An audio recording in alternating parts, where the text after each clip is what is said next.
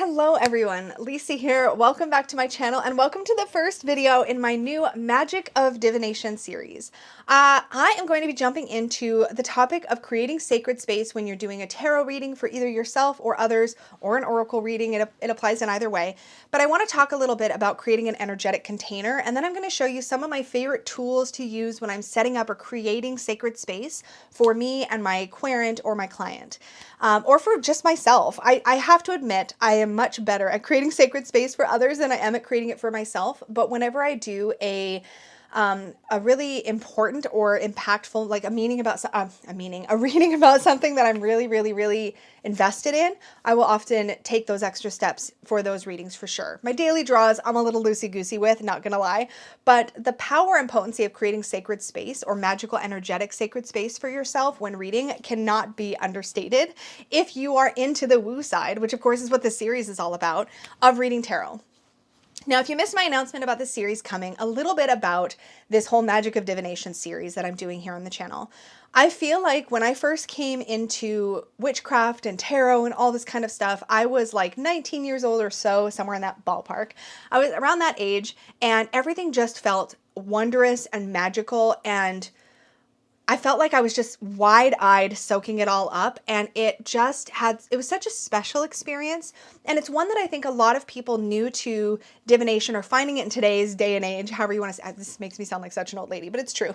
I feel like finding magic, finding tarot, finding divination, etc. in this day and age feels much more mundane, much more grounded, much more psychological, and less sparkly in a way. And that's not to say it's less than. It just feels like it's missing some of that shine that I got to experience when I was new to tarot. So I just kind of want to bring a little bit of that back and share with you some of the less quantifiable things around divination that you can do, that you can interact with, ways you can magic up your experience with cards. So that's the whole goal of this.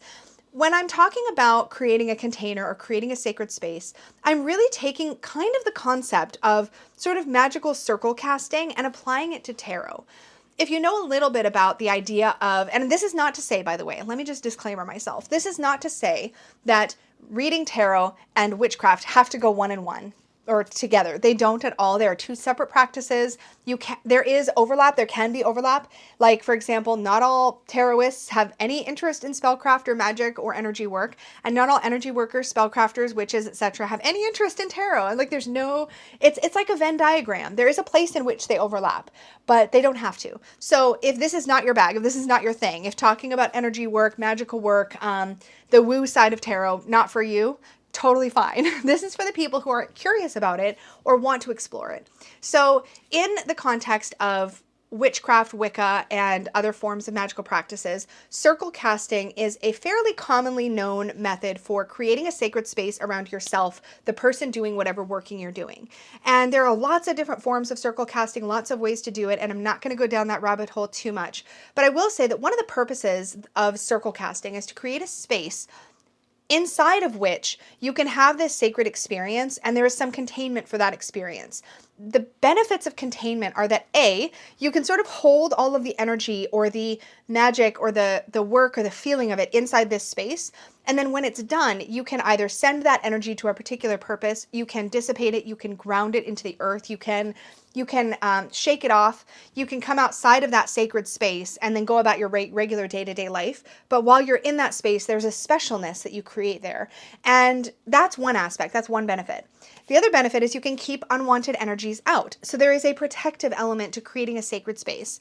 You can create a boundary around which nothing can kind of get in that you don't want to get in. You can choose the mode of engagement for your reading. You can decide, are you wanting to access which types of energy do you want to allow to flow during a reading and which don't you? And there's a whole rabbit hole here around protection and tarot reading, which I'm going to get into in a different video. But just know that creating a container of some kind for a reading can create a really safe space and a sacred space to have this experience. And that can be really underrated because having that sacredness does a couple of things. For starters, if you believe in the energetic qualities of sacred space, then you have that layer, right? You have the energetic protection, you have the energy being sort of contained within the reading. You have that aspect. But let's say you don't believe in any of the energetic stuff. Sacred space or a container is another way I like to think of it. Creating a container around a reading or around anything you do can cue your mind that you are going to be doing a particular thing in a particular way. This is really beneficial as far as accessing, letting yourself sort of shift from one mode to another. We actually do this for ourselves all of the time. A bedtime routine does this too. Let's say you always have a cup of tea before bed. And in fact, this is really recommended. People who don't sleep well, it's really recommended that you create these like routines and these like processes so that you can tell your mind and your body like, hi, it's time to sleep now. And so some people have rituals around this where they will have, say, a cup of tea, or they will read for a few minutes in bed, or they will turn off their TV screen or their phone at a particular time. All of these things that we do are meant to tell our brain, hi, it's time to do something else now. We're not going to be in wakeful time. We're transitioning into sleeping time. And so that is the benefit of a container. We do the same thing in a way when we even just get ready for bed. We either undress, we put on our pajamas, we do whatever, we turn down our blankets. But when we get up in the morning, we reverse that process, right? We take off our jammies or we get our clothes on, however, you do your normal wake up routine. So getting ready for sleep and then getting ready for our day is a very common, relatable example. Even if you don't have a whole lot of conscious thought, we still have certain things we do to prepare for sleep and to prepare for waking. This is the same kind of thing I'm describing. Creating that container tells your body and your mind that it's time for sleeping, and closing that container, so undoing that ritual in a way by getting up in the morning, putting on your regular daily clothes, having your shower, brushing your teeth, whatever your stuff is, all of that tells your body and your mind that it's time to be awake now, to be alert and go into your day. The same exact thing can be true of tarot and divination. If you create a process, a ritual, a container around when I get ready to do a reading, these are the activities I'm going to do, this is the way I'm going to set up my space, or this is how I'm going to approach it, you tell your body and mind, we're tarot reading now, or we're oracle reading now, or we're rune reading now. You tell your body and mind, this is what we're doing. And the power of this when it comes to wanting to wake your intuition, access any psychic abilities that you have or intuitive abilities that you have, even if you want to think about it very, very mundanely, just telling your subconscious mind, hi, I'm going to be asking stuff of you in a minute. All of these things are signals that you can tell. The more that you do it, the stronger this will get, the easier this will get. But creating that container cues everything around you and within your own self. This is what we're doing. We're doing tarot or we're doing divination. So I'm going to demonstrate in a minute, but I just wanted to sort of give you the framework that a container can be as simple as, or creating a sacred space around tarot or divination can be as simple as doing things in a particular order and then undoing them. And there was actually a really brilliant conversation. When I went to the Northwest Tarot Symposium, there was a really, really brilliant talk by Barbara Moore and Charles Harrington all about liminal space, which is very similar to what I'm describing. And it shares a lot of characteristics, but this idea that like you move into a space where you are creating a magical experience for yourself or the person you're reading for, or both of you. What I'm talking about is a little bit broader, I guess, in the sense that beyond just liminal space, I like to create a beginning and an end, a beginning and an end. And I do this in almost everything that I do. You'll notice that I almost always start my videos the same way and I close them the same way. That is a container. That is an energetic container that I've created around these videos. You'll notice that, there's another thing when I was teaching yoga. Same thing. When I read for my clients, there are certain things I invite them to think about or to do and tell them at certain points in the reading. These are all energetic containers, and you can choose to give them as much meaning or potency as you would like, but they're very, very beneficial. At least they have been in my practice, and they can also help you if you're really wanting to tap into the magic of reading tarot for yourself. Playing with containers and sacred space is such a broad, wonderful playground for tapping into the woo in this realm. So with that said, I'm going to flip the camera around. I'm going to take you through a basic sacred space setup, something that's really simple and easy to do, and show you it's stuff that I do. And I'll just walk you through that, and I'll meet you on the other side. Hello. So we're at my reading table. This is just my table, just as it would be set up during the day. I'm going to do a few things to sort of create my sacred space that I'm describing. So typically in a client reading, I read right on this cloth. Now this cloth itself has a lot of energetic woo because I use it for all my client readings. It's always here as like the foundation of my table. It's been charged with reading after reading after reading after reading, and it just holds this beautiful, safe energy for me to lay my cards on. But if you don't have a permanent reading space the way that I do, then one of my favorite ways to start out creating sacred space is with a reading cloth. I like having beautiful reading cloths. They can set the tone for the reading. They can create that sense of space. And depending on the space you're working on, they can also create an actual clean surface for you to read on. So it just depends. Like if you just need like a beautiful surface, I think this one is such, or this one, but any reading cloth can help you to create that sacred space. Now I've sort of told myself and whoever I'm reading for that this is a space where we're going to do something magical together, right? Whether it's just for me, whether I'm reading for others, laying a cloth down is the first step in, I think, creating a beautiful container for doing a reading. The next thing I like to do is work with a candle. I don't do this if I'm in other people's spaces. I think candlelight's beautiful, but in my own personal space, I will always bring in a candle. I like bringing in candles that have a magical feel. So a lot of times I actually use hand-rolled beeswax candles. What I have been using lately is this grimoire candle. I also use this in a lot of my videos. I have a couple of these, but this is a wood wick candle that I got from a local witchy shop, and I love it. So the very next thing after I lay down a cloth is if I'm using a candle, I'm going to put it out on my table and I'm going to light it. This all probably seems pretty fundamental, basic stuff, but it sets the tone. And as you do these activities, as you set out your candle, lay out your cloth, all of these little steps are cueing my mind and my body that, hey, it's time to do a reading, right? Now, if I'm reading for a querent, I'll set up a few other things. For starters, I will pull out something to sort of cleanse the space. Now, this can be a energetic spray, like this smudge off spray that I got from Michelle over at EO Chakra Products. This is a really lovely sage spray, and you can mist your table, create a little bit of a clean surface that way. Really lovely. But I usually have this. This is just a stick of Palo Santo. I've been sent a ton of Palo Santo over the last several years, so I have a ton of it, and I'm just using it up. But I have this is actually a little match holder where I keep my Palo Santo stick that's on the go, and I keep that ready for once my reading actually begins with whoever I'm reading for or for myself. Other things I like to pull in are crystals. Now, if I'm reading for myself, I tend to reach for one of my big, like, Mama Gemma crystals. I don't know where that came from. But one of my favorites is this one. This is blue kyanite and ruby. So ruby and kyanite. And it's really, really potent. It's a wonderful like satellite tower for me to sort of access my energy. So I'll pull in a tower of some kind or a big crystal from my collection to sort of hold and anchor the energy. So I really like using this one. I also have a unicorn stone tower that's really beautiful. So I'll set that out. So you can see that I'm doing all these different activities. The other thing I like to have nearby for readings is a shaker.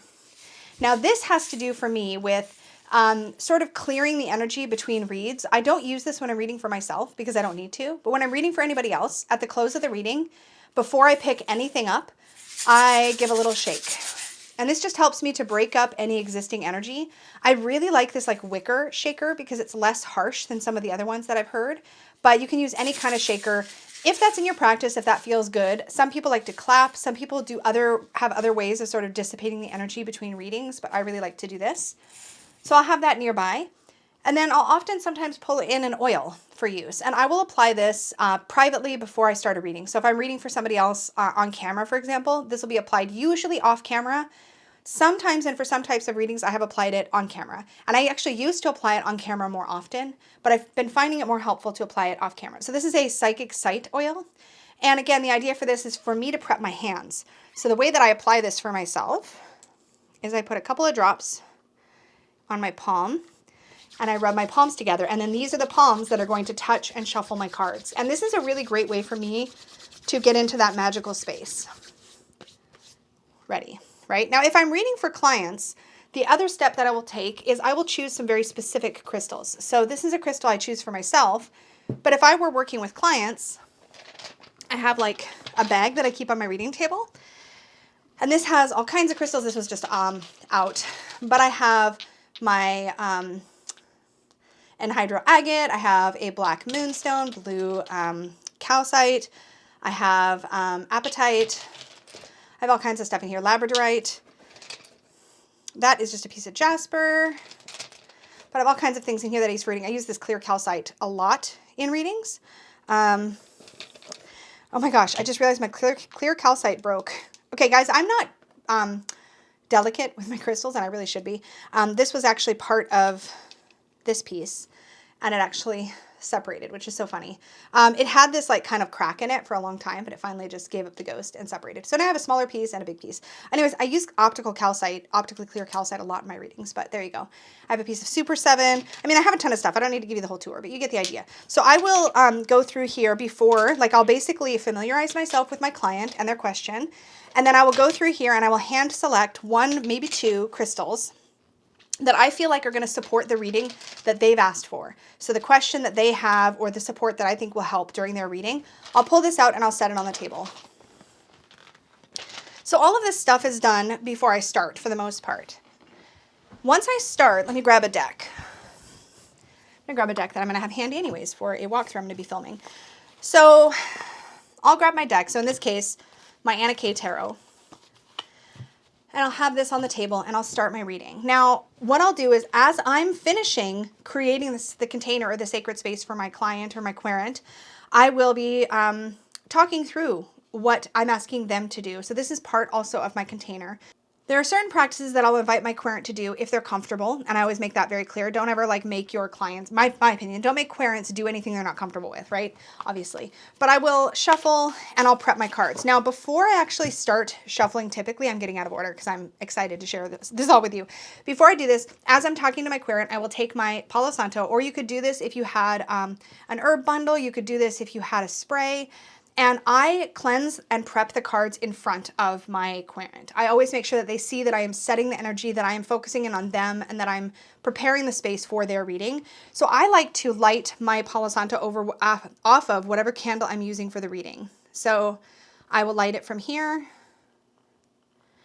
And then with my lit Palo Santo, I'll usually make these circular motions around the table, just clearing, making sure the space is sort of, it's kind of like hitting reset on my space. Like I want the space to be clear for my client. And I do the same thing with my deck of cards. That's about it. I don't go, it's not fancy. And then I shuffle. And as I'm shuffling, I'm talking through my querent, getting present, getting into the space, getting grounded. If they're comfortable doing those practices with me, I talk them through that. It's pretty quick.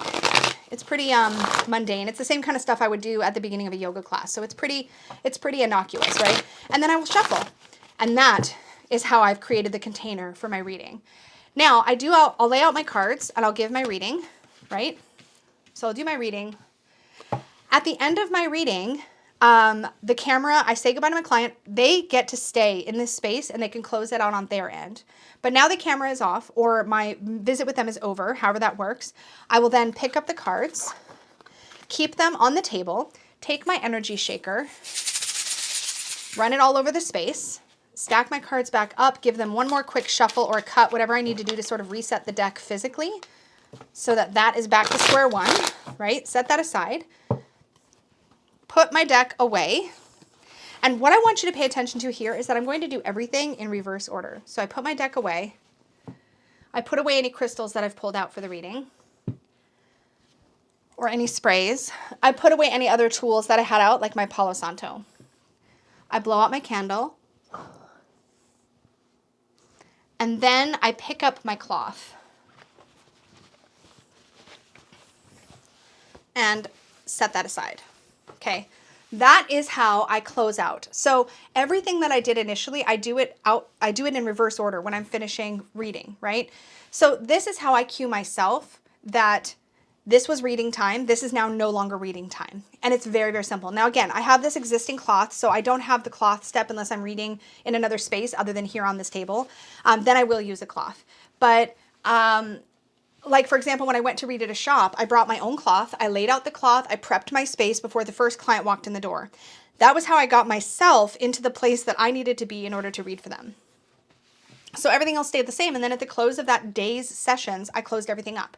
The reason I like the shaker is because it gives me sort of a reset within the sacred space. So for example, putting the cloth down, setting everything down, that creates the container for the session or for the day of reading, whatever I'm doing. If I'm going to be reading 4 different clients, that's the container for this event, this sitting of reading, right? The crystal selection, that's per person, right? So if I'm reading here on my table, that's a per person thing. I will change those out per person. And then the other mini reset I do within the context of this larger space is the energy shaker. So I've finished my first client. I'm going to pick everything up but the cloth, right? I'm going to shake this all out, pick a new crystal. The candle will stay lit in that context. I'll pick a new crystal for the new client, pull out the new deck, and start fresh. I'll still do this step, this cleansing step for every single reading. Apply freshly any oil that I need to apply for every single reading. So those things will change out during, but picking up the cloth, blowing out the candle, those kind of final things, those happen at the close of the session, like of the sitting. So I hope that gives you an idea of how you can, like, just think on what might be good for you. It can be as simple as just you lay out a cloth, you do your reading, you pick up the cloth, you put it away. Done. Could be I pull out a candle, I light the candle, I do my reading, I finish my reading, I blow out the candle, I'm done. Okay, it could be I put out a crystal, I do my reading, I pick up the crystal, I'm done, you know? So whatever kind of container you want to create, think of it as first and foremost, a cue to your mind and body that this is a sacred time for you to be with your cards, for you to do a reading. That is your sacred time. And anything you want to add to it, any pomp and circumstance you want to add to it is totally fine. Some people like to actually full on cast a magical circle before they create that space and begin to read. Some people like to do certain protection rituals or work with sigils or work with herbs or I also like to sometimes, in fact, I do this every time, but I like to sometimes have a special soap for it. But before every single reading session, I always wash my hands with soap and water, and I like having a special soap for that purpose, specifically for, I'm going to read tarot now. I'm going to wash my hands with this special soap, and then I'm going to come back. But any soap and water will work for me, and that's what I usually do. But when I have my hands on some kind of special soap, I use it for readings. So it's just kind of like little things that you can do to create that sense that I'm going to be doing something special. I want this to feel magical. I want this to feel potent. And it can also really help to bring your mind into focus, to really know that this is the activity I'm going to be doing. We sort of live in a society of like lots of distractions, lots of like quick things we can do to sort of like keep ourselves busy. And we tend to not really laser focus in on anything for any extended period of time. So giving yourself an opportunity to sort of be 100% all in for this activity is one of the best ways to bring some magic into your divination practice. You guys, thank you so much for joining me. Please do like, share, subscribe, do all the fun things if you enjoyed this video. I really, really enjoy this new series. I can't wait to get into more topics. If you have requests for things you want to see in the Magic of Divination series that you want me to talk about, anything woo related, woo or energy or magic related with regards to reading the cards, drop that in the comments down below. But I hope this gives us a really good jumping off point. We are going to be diving into some of these topics that I covered today in more detail in future episodes, but I would love to hear what you guys want to see. That will definitely help me to shape and plan my content. So thank you so much for all of your attention and for spending this time with me and for being open to this topic. It really, really excites me. I can't wait to do more of these. Thank you so much, and may your magic always shine from the inside out. Bye.